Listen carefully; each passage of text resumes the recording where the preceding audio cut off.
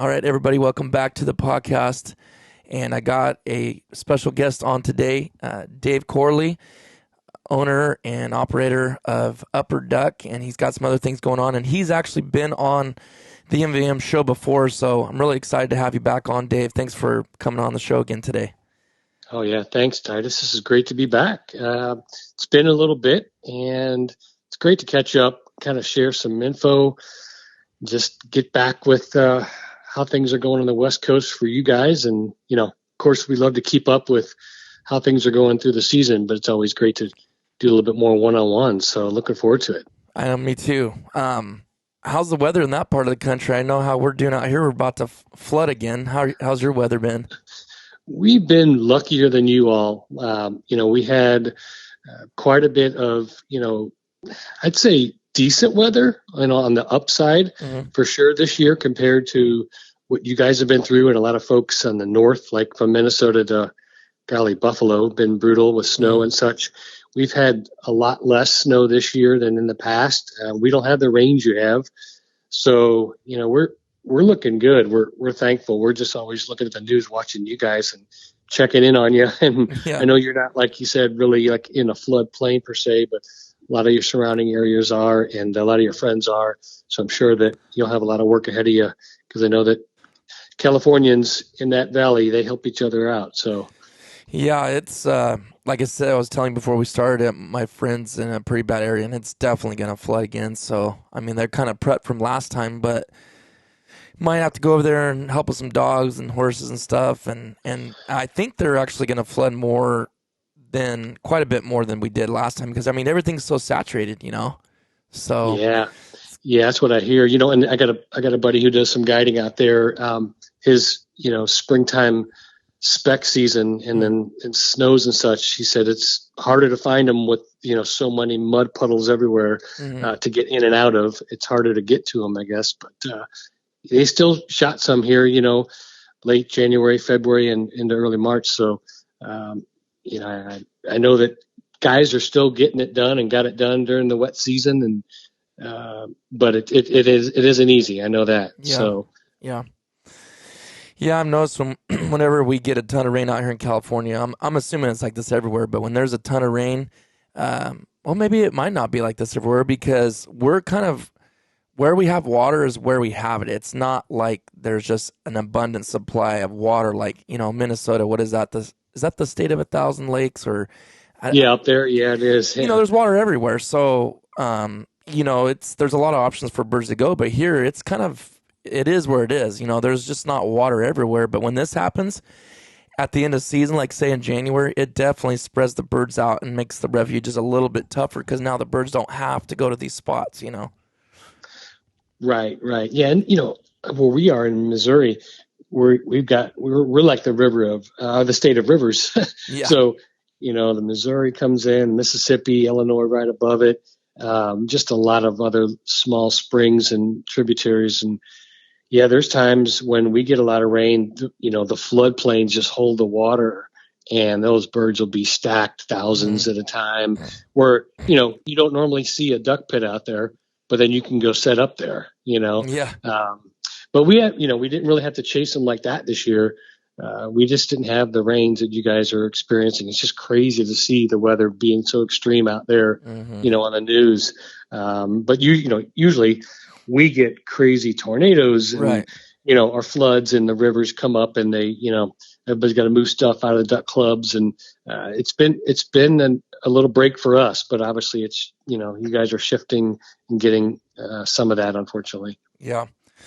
Well, let's dive right into the call market, today's call market. Yeah. Oh man, I kind of been texting you about it, and then you said, "Oh, that'd be a good topic to talk about." And I was like, "Yeah, 'cause if anybody knows it, I think you know just as good as anybody."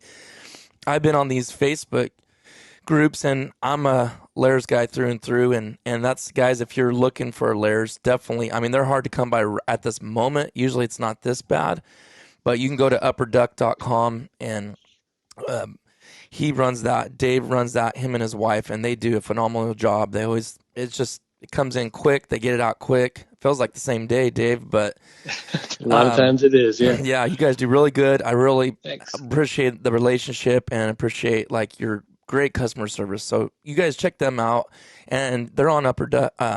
Excuse me, they're on Instagram, Facebook, and so on these Facebook pages, there's two of them that I don't know if there's any more than that, but I follow two of them where people sell calls, Lairs calls. Every once in a while, some other calls, maybe some Raggio calls or whatever, but it has been nuts. Yeah, I sent right. you a picture yesterday of one. Now, not that it wasn't a great looking call, but it was an old custom A2, like never been hunted, and it sold within 30 seconds for $650. Yeah. I equate the duck call kind of space right now to what the bourbon industry has been going through. And I don't know if you drink bourbon, Titus. I know you drink Mountain Dew. I do drink Mountain Dew. No, I don't drink alcohol, but I do drink some Mountain Dew. But the bourbon industry has been turned upside down. It's like on its head, and everybody's buying it up and then reselling it on Facebook. And kind of the duck call market is gone in what I see as something fairly similar. More guys that want it. So the demand is far out exceeding the production right now. And then even when the production happens, guys gobble them up and then they resell them and they don't want to use them for themselves. So, that can happen, and that's capitalism. It is tough, and it does create, some dissatisfied,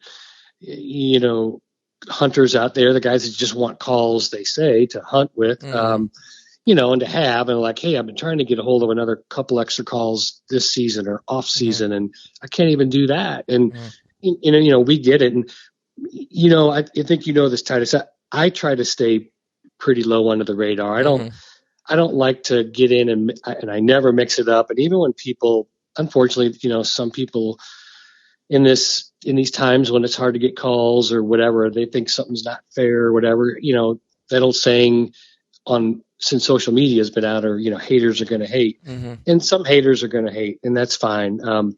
But I don't engage at all with any of them. And like you, same thing.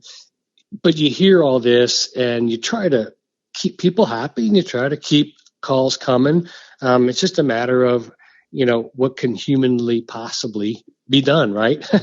And that's all we try to do with Lairs calls and R&T and, the pull whistles that we sell that have just been a phenomenal hit, to grounds goose calls and, Riceland goose, and we introduced, we started carrying their duck call and just things like that, from lanyards to you name it. I mean, when things are really good, the product is really, really good, and the demand is really, really high. It's hard to keep everybody happy. You're never going to keep everybody happy, but it's hard to at least get to the point where most people are happy with what the industry is doing and offering. But it's been tough. It's like we're taking our lumps because we don't have enough stuff, but we just got to take them and let those people, some people are upset that they're not getting tagged or what. I was like, I can't tag 10,000 customers. You know what I mean? We just try to do our best. And I'd say, there's an old saying also, it's like, this too will pass. And I think this will pass. It's just a high level of, interest in the demand is just so high. And then you have a couple guys, unloading their 20-year collection right now, which just adds to it. People like, wow, there's just like, it's a fury, right? People are like, well, I'm going to sell mine too. And so like all these calls are coming out and, back up on the market for 400, 450, 600, whatever. And then, you texted me one last night. You're like, holy cow, this didn't last, but not even they didn't even pour the cup of coffee before it was gone, So that's kind of how it is. And you're right. It is tough. Guys are looking out for everything, trying to, see what they can get quickly. But the good thing is, like I said, this is going to pass, and we got what's today? I think March 10th. We got a lot of calls coming in the next few days or so, and ramping up again for the spring. So it'll be good. Now, do you think, I don't know the exact day or when it was, but do you think part of this has to do with Mr. Lair's passing? Do you think that has something to do with it? I mean, because when was that? That was not. That was back. It was late 2022, actually Christmas, and when Joe Lairs had passed, and so some of it, yes, I think can attribute to his, his final days here with us. I think between that and the fact that supply and demand, supply and demand, you put those two things together. Yeah, it could be part of what's just this perfect storm. The other thing is, I hate to say it, but it's also social media isn't getting less popular. Yeah. Right. So you throw that in there too, and it's just people putting it out there, and then everybody's like, "Oh, I want to have a cool call to show too," and there's so many great things about it, but there's a lot of challenges with it, and but yeah, Joe Lairs, who he was an engineer, and then he made dental equipment, and made what now some people say one of the best duck calls ever designed. And his innovation really brought to the forefront simplicity and consistency, and the sound is just what people love. And Brett's done a phenomenal job just taking on that company, and he's full owner and just moves it in a direction that he feels is best, and we all are very appreciative of him, and he's a great partner. Lairs is a great partner overall, and has done some great things for this industry, period. Yeah. I've said that I was trying to think about the first time I bought a Lairs. I think it was only, I'm like, technically to me, I'm new on the Lairs market. I've only been blowing, I think, for maybe 5 years at most. And, and then I've just learned a lot about calling in the last 2, because it's like, man, you can't own a call like that and then not, I mean, you can, but for me, I want to be like, I don't want to have a call like this and not sound good if I'm going to blow it. And maybe that's just a human thing, like what we think we sound like to each other, because I know back when I was blowing a double nasty, and I would still promote those, those calls from, but I was still calling ducks in, I was still killing ducks. So I guess it's just for me, and I think a lot of people, you want to grow, you want to become better. If it's a sport that you're passionate about, it's something you love to do. You just want to try to become better at it, And so I think, like you said, it's to me, the reason why I love Lairs so much is because not only because it sounds so good, but also because the fail-proof setup, like you said, with his engineering that he did with the reeds, that they're cut, precision cut, and also I say the tone board, I guess. Yeah, I guess it'd be the tone board. And then instead of it there's having the wedge, yeah, instead of a plastic wedge. It's called, yeah. That was, I mean, I'm just not that good, I guess, to these guys that can always hand tune and do all these things to make it sound exactly like they want when they're cutting the reed. And then when your wedge gets wet, your cork wedge gets wet with the other style of calls, it changes the sound, and it's just like, this seems like you can't hardly mess it up on the Lairs calls.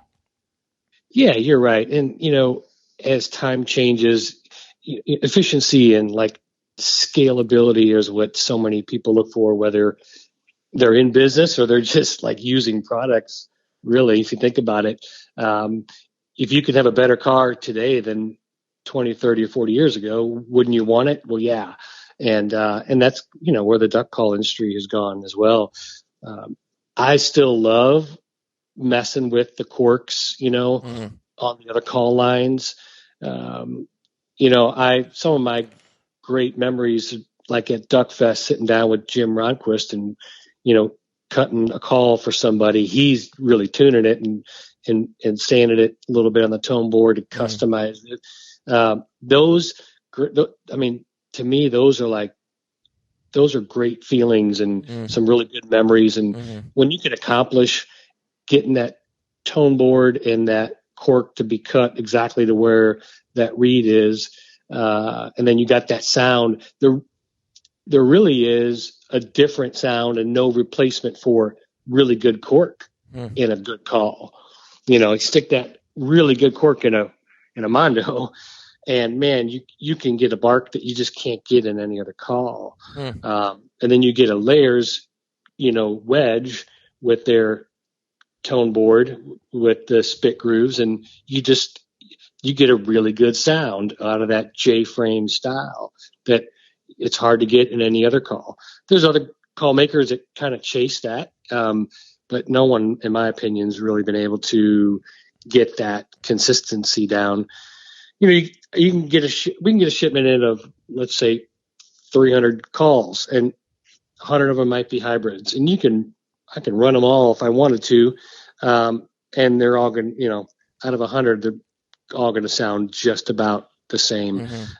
The real good ears can pick out a little bit different pitches here and there, and I've tried to do that over the years, and I think I've been lucky to be able to find some sounds that are a little bit different. But golly, they sound so close. But a guy like Jimbo can do that on his Rockin' R's. You know what I mean? Yeah. I mean, he's like, Jimbo, we need 6 of these to sound the same. He could do it. That's but skill. When you're trying to pump out, yeah, it is. I mean, it's a gift, And I think that's what's still great about this industry. That there's so many different call makers. Still, everybody's trying to, find a better sound or a better way to make that sound more efficient and more scalable for everybody. Because as we know, like for instance, right now we just can't make enough calls on that layer side. I know there's other call makers right now that probably can't make enough calls. There's a demand for more calls than a maker can get out the door. But I tell you, you're right. When you're trying to like learn and get better, and you want to run that call to your best of your ability, and just there is a difference when you go from a double reed, like double nasty, to being able to do a single reed in a layers with a wedge where you never have to cut anything or change anything out on the actual cork or the wedge side. You can just change a reed, let's say, and you can lean on that reed. The longer it gets, you can just lean on it, bend it, just sound like a louder, bolder, raspier, duck, versus a double reed where you're limited, right? You're just sounds good, sounds like maybe a nice raspy kind of clean, not clean, but more of an exact. It's like, hey, it's a duck, right? But you can't diversify kind of your call. You can't sound like multiple ducks. You can't sound like, high and low, young and old kind of ducks. But and that's where, like you said, you're getting at. It's where you're moving towards, and that's the beauty of like I said, a call like a layers. You can one T1 you can do a whole lot with, and one hybrid you can do a whole lot with. One mag hen and one A5. But the thing of it is, like, all these customers are like, I want to try one. I get my first one, and and they always come back and they add a second or a third type of model.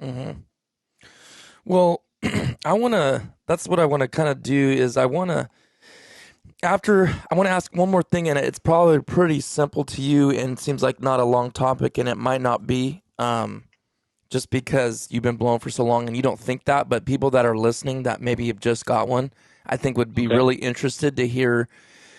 I kind of want to ask two. I'm going to ask them both. One would be Sure. On all the varieties, and I'm just picking on layers because I love them so much. We can maybe do another episode another time or actually my next question I want to ask you, Dave, is about going into your go-to call or calls and why. Okay. But before we do that, I want to just finish up the layers thing. So maybe your favorites is not layers, and it's totally fine. But I want to ask you for Magcan, excuse me, a Magcan A5 hybrid T1. I'm leaving one out. Well, there is more, but I'm trying to think the most common. There's a small bore T1. There's an A2, and yeah. But we'll just do those. The Magcan A5 hybrid and T1 more, maybe because they're just seen more. Sure. 2 questions for you. One is where you started with the reed sizes and lengths when you first started blowing layers, and what you've progressed to now. Like, what sizes did you like then? What sizes did you like now? Because I kind of feel like that changed. At least it has for me. It's progressed and changed. Obviously, I know they do different sounds depending on shorter or longer, but maybe to shorten that question is like, what in each one of those calls, what reed length do you like to use? Just out of curiosity. Yeah. So for me personally, you're asking. I'm guessing. Yeah. So like when the very first layers I ever picked up years ago, 15 years ago, it was a T1. And when I picked it up, it had the standard reed in there, like a 20, a 1.320. Okay.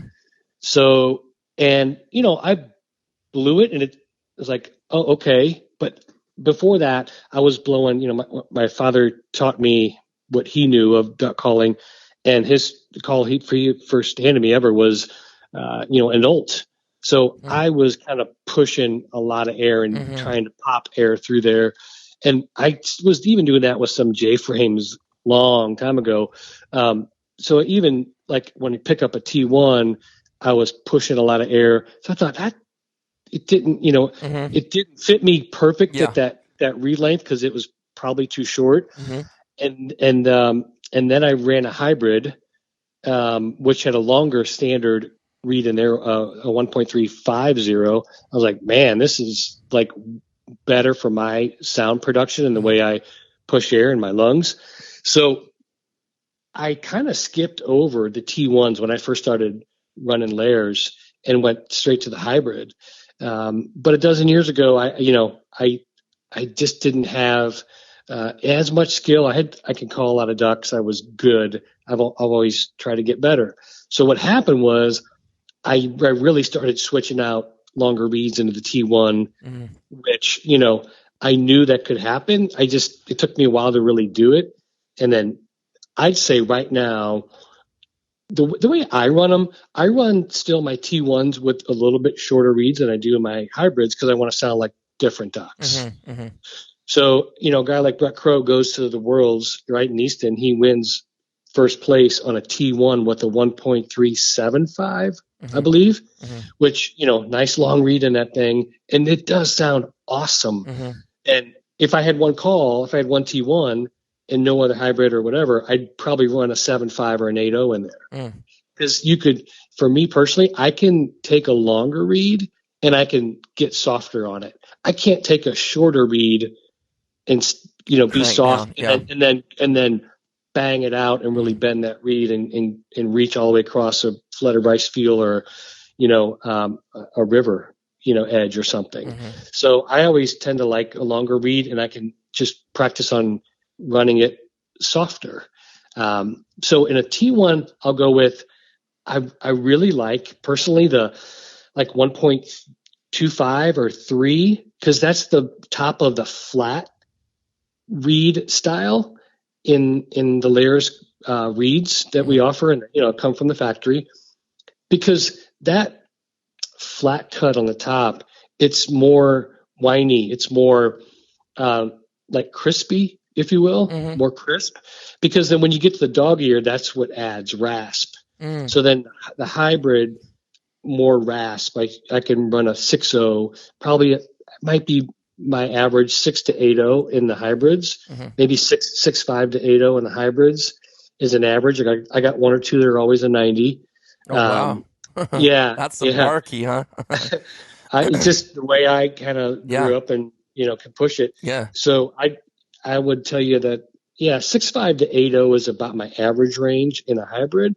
And then the mag hens, I think I think I have one that's a 6.0, but if I've got 6 on the shelf right now, I'm looking at it is 6.0 and then like 7.5, 8.0, 8.0 and a pair of 9.0s on the mag hens.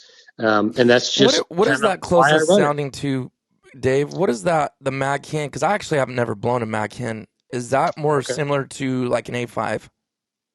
Yeah, I mean, I could tell you some guys, it's still a new call. So some guys haven't ran it. Some guys ran it once and didn't maybe give it a chance. Mm-hmm. I like it. It's just a little bit longer call. It's easier to grab and go to. Mm-hmm. I get a little bit more comfort level and confidence when I need to like really bark at something further out, and just Mm-hmm. really grab their attention. And on windy days, you know, some of our best weather, some of our best hunts here in the Midwest and when where we hunt, where I hunt is like if there's a weather day, it's usually going to be bringing a lot of wind. Mm-hmm. And I like to grab calls that can really get out and cut through the wind. That's why I kind of grew up a little more on my favorite of being a hybrid than a mag hen. The T1, you could still get loud on it, but it's just not the same probably confidence and overall sound when you put a longer reed in a hybrid and a mag hen. You can get more sound because there's more air, there's more surface area inside the barrels and the inserts to just Mm-hmm. really reach out and create a further extended Mm-hmm. sound production, if you will. Mm-hmm. So I noticed, I caught something you said there while you're looking at the calls on your shelf there, and you're noticing 7.0, 8.0, 9.0. I thought maybe I was the only crazy one, but do you actually, and I think you've said this before in the previous podcast, when you're getting ready to go out the night before and you know you're going to hunt tomorrow and you're like, man, it's going to be windy tomorrow. You go look at your shelf and you pick those specific calls for that day. Yeah, And I do. so you're changing out on your lanyard every hunt, depending on the weather, if it's calm or windy or river or open water. Yeah, Okay. yeah, I do. Yeah, it's like, only because I have that many calls and Yeah. that's what I like to do as Mm-hmm. well. It's like a lot of things, It's kind of fun, like huh? oh, it is. And whether let's just say you were into shooting a lot of claybirds or shooting a lot of, pistol competitions or just for fun, or if you're into fishing, you got your favorite Mm-hmm. rods you go to, or baits you go to, depending on the structure you're going to be fishing, or the other clays you're going to be shooting, whether it's skeet or trap or sporting clays. Like Mm-hmm. a lot of guys have different guns, right? I'm going to grab this gun for this. I just know it because this is what I'm going to need and be comfortable with. I do that. I think I've told you before because a lot of people have asked me why you got different colors of all. Well, I tend to like the lighter colors of a hybrid. Hey, have the lower reeds in them and the smaller reeds, and like the darkest call, the black or the browns or the deeper colors. I go with the larger reeds, but I also cheat. I take my wife's like that blue painter's tape, cut little pieces, and I'll put like 6.5 on that piece of a tiny little square and put Mm-hmm. it on the barrel. And a lot of my calls, I'll have the reed size on the layer's call on a piece of painter's tape because it doesn't mess up anything. Of course, acrylic, but it won't Mm-hmm. mess up the wood either. So that's kind of a really goofy, nerdy thing that I do, but it saves time. I don't have That's to a pull the great call idea. apart. Yeah, I don't have to pull the call apart. But sometimes people like come in and like, why is this? What's this blue stuff? Oh, I see. It's got a number on it. 8.0. Okay. And so, yeah, I do because I like to, if it's a big weather day, like with a lot of wind coming, I go to the longer reeds. I just want to be able to bang through that wind. But if it's, really cold day and not much wind, just 5 to 8 miles out of the north, grab a T1, or grab a RNT short barrel versus a Mondo, and I'm just going to go a little bit lighter. You know what I mean? Mm-hmm. Yeah. Yeah. I mean, I don't have nowhere near the amount of calls you have, but I do. since I don't have a lot of options on that end, what I do is I just will switch out like obviously from like pintail, widgeon, mallard calls. I'll switch those out, but also like sometimes I'll even change just the reed itself because I'll use that same call. But what I also do, and I know some collectors would probably croak, and I won't do. There's some calls I just will not. I'm probably never gonna hunt because they are so rare or whatever. But I do like okay, this is a special hunt. This is like the vet hunt. I'm gonna take out like the American flat, that one A5, or with that paired with maybe the Cocobolo call. I know that's probably making some people cringe, but I'm like, you know what? Just having it on there and having a memory with that call down the road, say, yeah, I only hunted that once, but it was on this hunt and this happened. I don't know. I guess that's what starts happening when you start collecting stuff and have enough memories. Oh, absolutely. I think every call I've hunted, I can't see. I mean, maybe one or two that I'm looking at, but they're like almost duplicates. But just, yeah, everything I had, I've hunted at least once or twice or several times, and, just take care of it while you're hunting. And then I roll them up on that lanyard and just throw them back in the bag, and then, get them back home and they go back on the shelf. I've seen guys, never touch a call on a shelf, and that's great. That's what they like to do. I have a hard time doing that. It's like, a really nice car, it's like it was meant to drive, just drive it every once in a while, kind of thing. I don't have a call here, even my dad's calls, which are way more special to me now that he's gone than any, the other calls that I have. I'll still take his call out, one of his calls out, and hunt with him, on Christmas Day type of thing. So yeah, it's some guys are the opposite, but I'm more like you. Is like I got to get them out at least once or twice or so, and then it's amazing because even as much as a call can bring value wise, you think, oh well, if it's a shelf queen, it's never left this safe or this room or whatever. That's great in my opinion for new calls. But when it comes to it, if you're really worried about the investment, it's more of your return on the investment, then don't take them out. But if you also want to double dip and have a great memory with it, and it's more about, the experience, then I say hunt them. I got some calls that I know I could probably sell today that I bought, and they're now, probably worth a lot more, but they've got some character on them too. So I remember when I dropped that one, jumping out of the pit too fast and then my lanyard got caught on the ladder and or something. It's just, nothing in my opinion is perfect unless you always keep it on the shelf and never use it. Right. Yeah. No, I'm with you. I agree on that. There's only one, but that I won't do that maybe with, I don't know, but I've looked at it too before and I'm like, well, what good does it do you? And you don't get it out, but like you said, I guess it's just everyone's own opinion. But to move on to the next, I could sit there and talk about layers with you just because I like hearing all your. There's so much stuff I learned from you on the first one, and then this one you gave me some ideas I never thought about before too. But what is your favorite go-to call or calls, and then why? Okay, people who I hunt with, they'll tell you I usually have like a mondo around on my neck on a lanyard, and then I usually hunt like either just one drop lanyards or two call drop lanyards.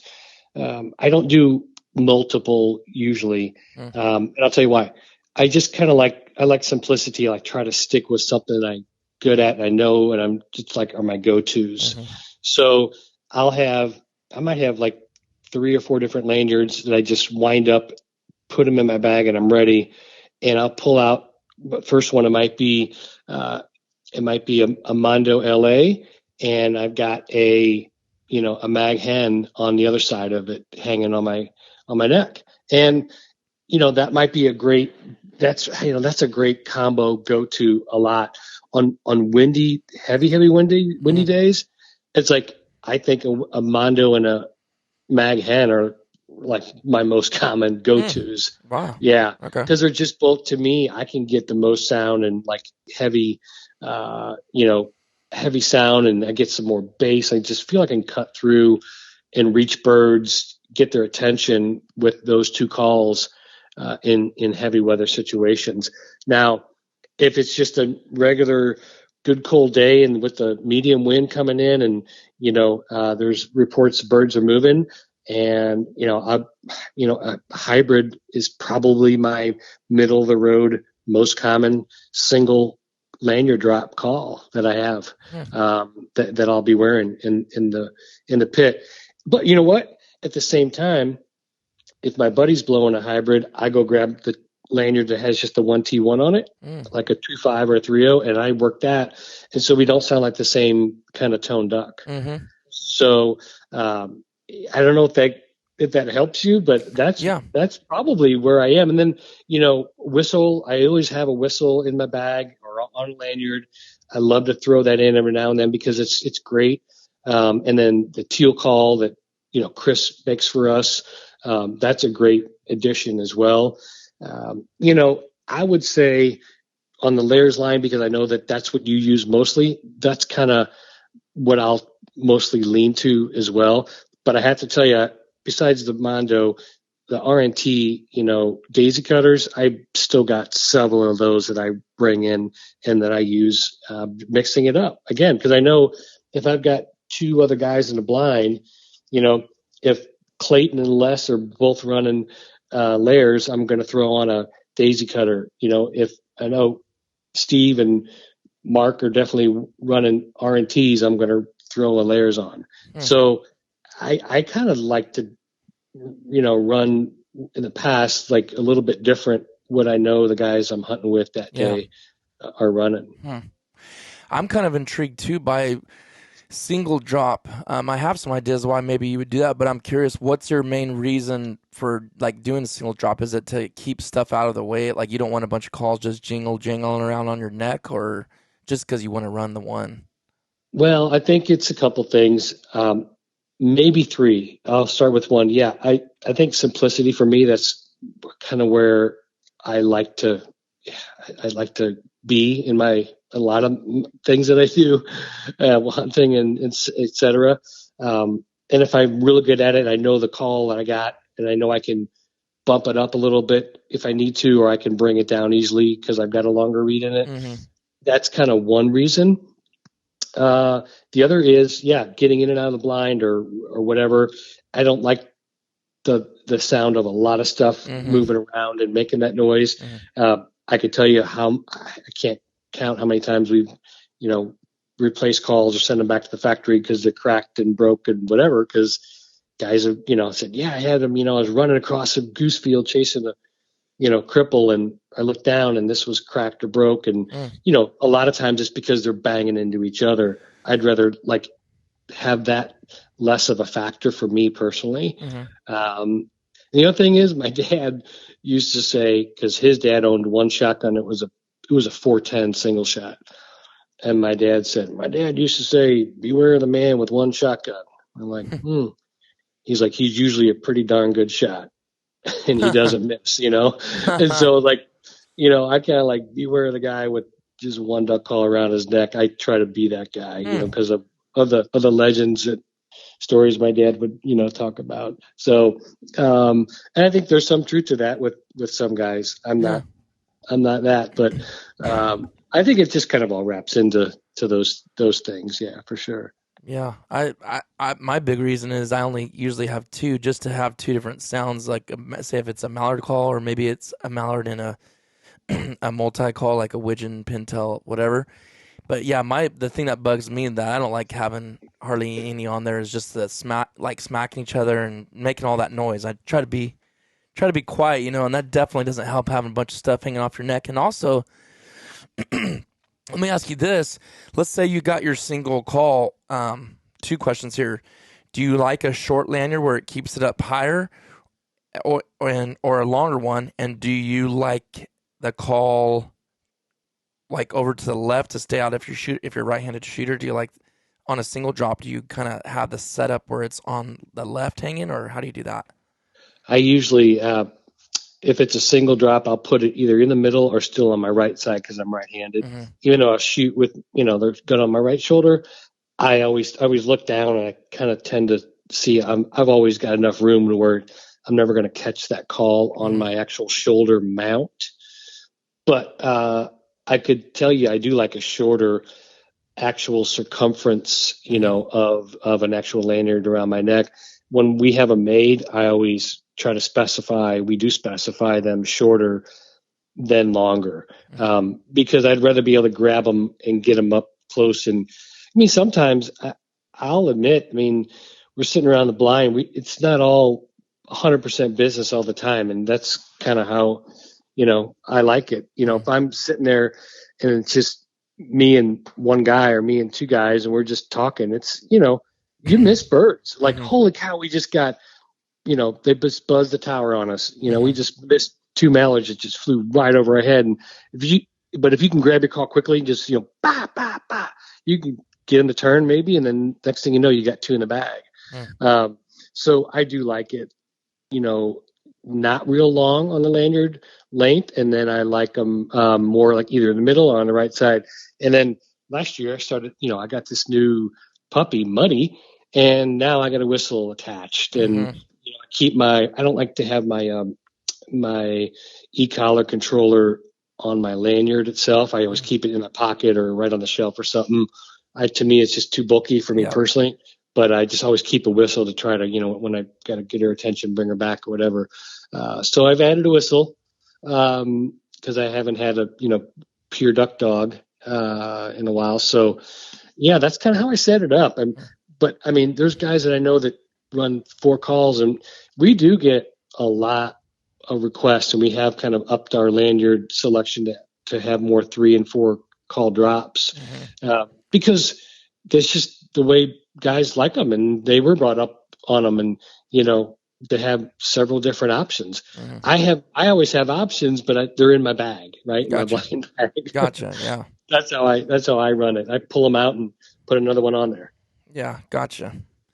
Well, I'd like to switch gears a little bit, and thank you for all that information, and go into kind of like your top 2022 hunts that you had this year, maybe 1 or 2 if we have time for it.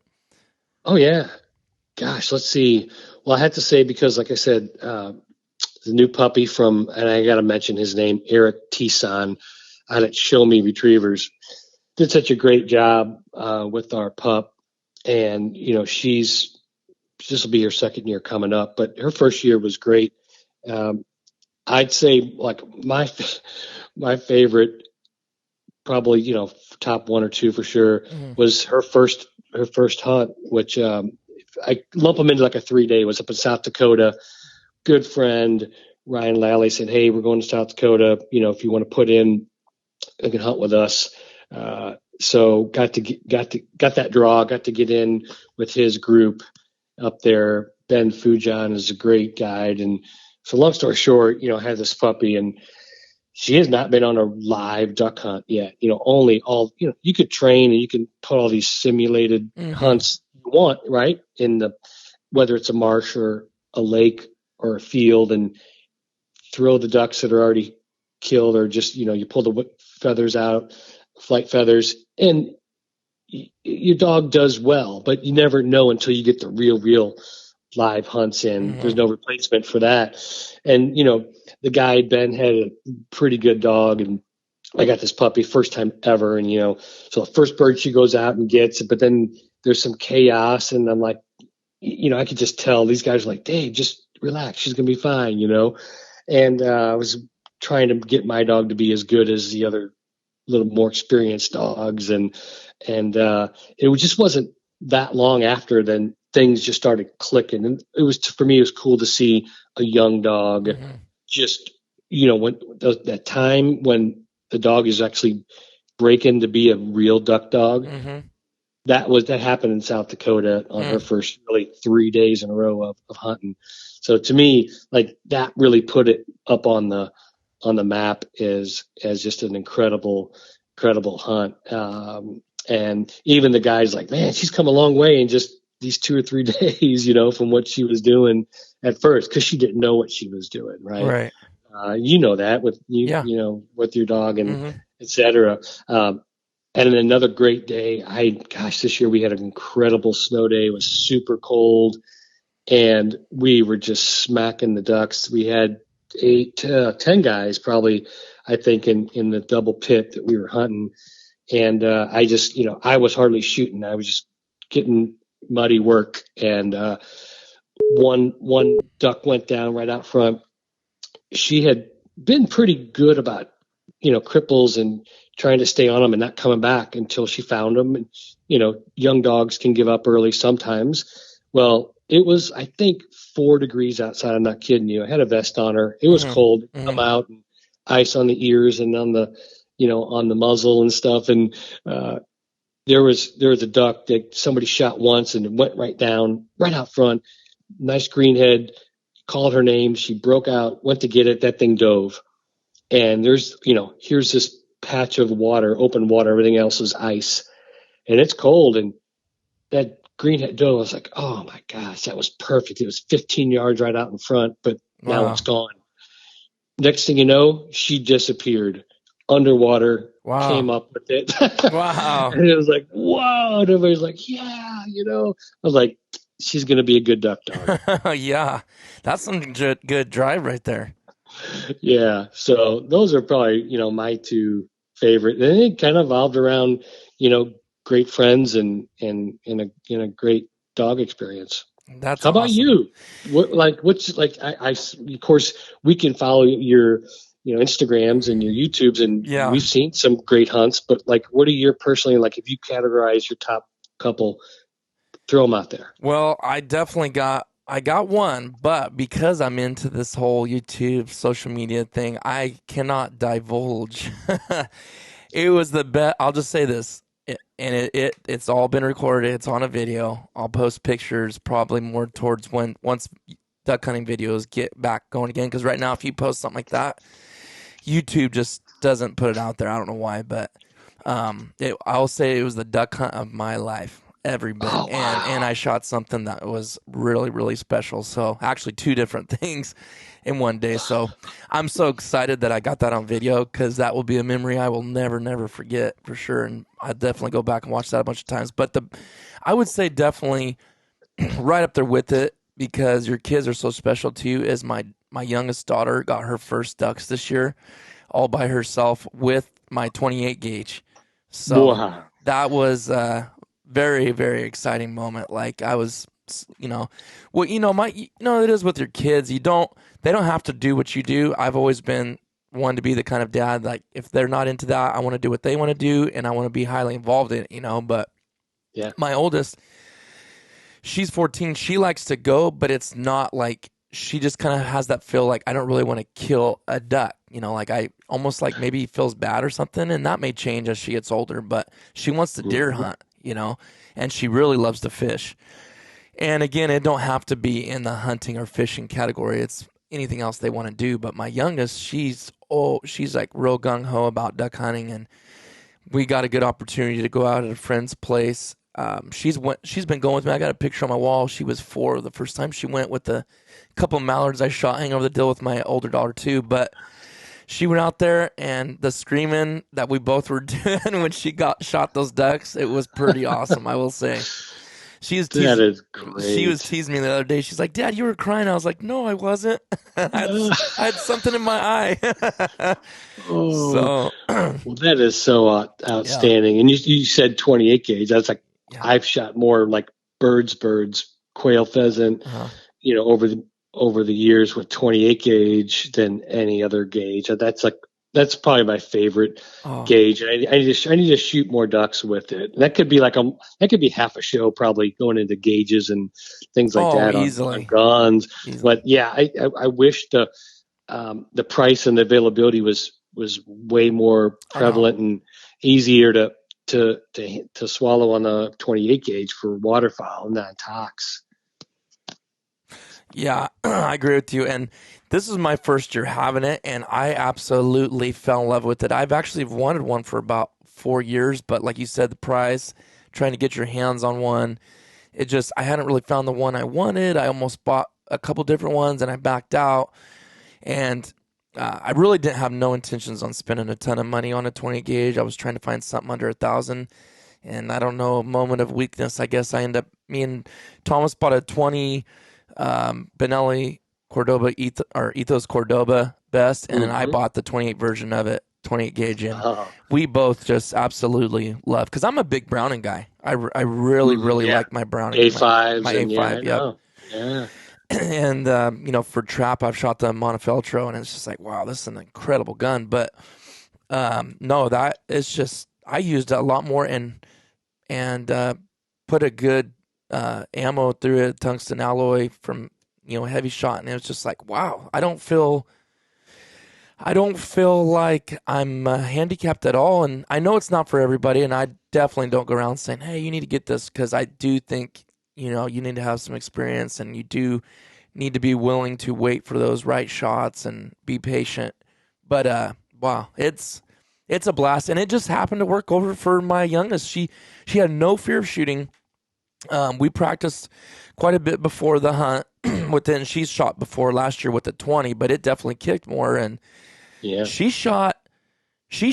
I mean, she was shooting still, and I put an improved cylinder choke just to kind of open it up and give her a better chance of hitting something, because it was mainly teal that were flying, and which are fast and hard to hit. Yeah. But she just swung that gun around like I couldn't believe how natural. She's actually a lefty. And wow. I could not believe how smooth she was with shouldering it and just swinging the gun. I've hunted with a lot of younger kids just over the years of trying to take young ones out or friends' kids.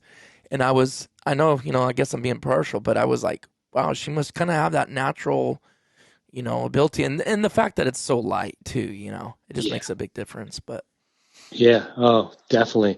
Well, hey, before we go to, I don't know how much time we left, but I did write one thing down while we were talking. I want to ask you. Yes. Talking about like favorite hunts or most memorable, whatever.